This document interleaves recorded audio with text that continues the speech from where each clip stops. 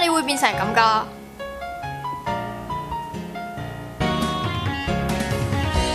等陣啊！曾說給我知，某人被你愛戴，願意共你。你聽我解釋先啦。從而令我墮進傷痛。嗰次你早咗落堂揾我食飯。哇，早咗落頭喎，等我去揾佢食飯先。嘻嘻。喂，細路，最近返工點樣啦？OK 啦，但係我今日睇強積金嘅時候呢，發現有好多唔同種類嘅基金，我唔知應該點樣揀啊。哦，揀基金呢其實好容易嘅啫，主要呢睇下你承受風險嘅能力，而當中呢取決於3個因素。第一，你嘅投資期。哦，投資期係咪真係距離退休嘅時間啊？係啦，簡單啲嚟講呢，其實你越後生，你承受風險嘅能力呢就越高。第二個係你嘅投資取向。投資取向係咪真係個人性格啊？冇錯啦，仲有你嘅過往投資經驗同埋投資目標，而最後一樣呢，就係你為將來退休所做嘅其他投資同埋儲蓄，明唔明啊？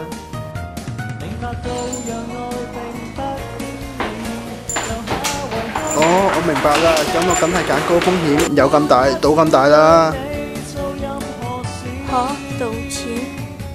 你以後要應承我，第一唔準賭錢，第二唔準單獨同女仔出街，第三。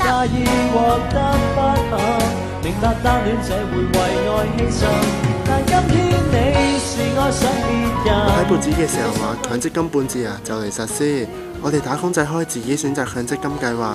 你可唔可以教我點樣選擇強積金計劃啊？喺選擇計劃嘅時候，首先我哋考慮收費，因為唔同基金嘅複雜程度唔同，收費亦會有高低，所以要比較嘅話呢，就以同一類別嘅基金去比較啦。仲要考慮受託人嘅服務範疇同水平，同埋計劃入邊嘅基金啱唔啱你心水。咁我使唔使參考埋基金嘅過往表現啊？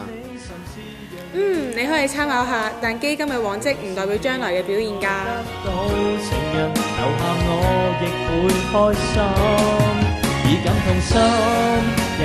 你扮咩啫？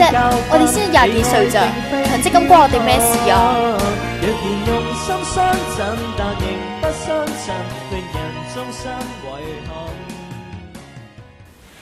唉，明明我都有個強積金㗎。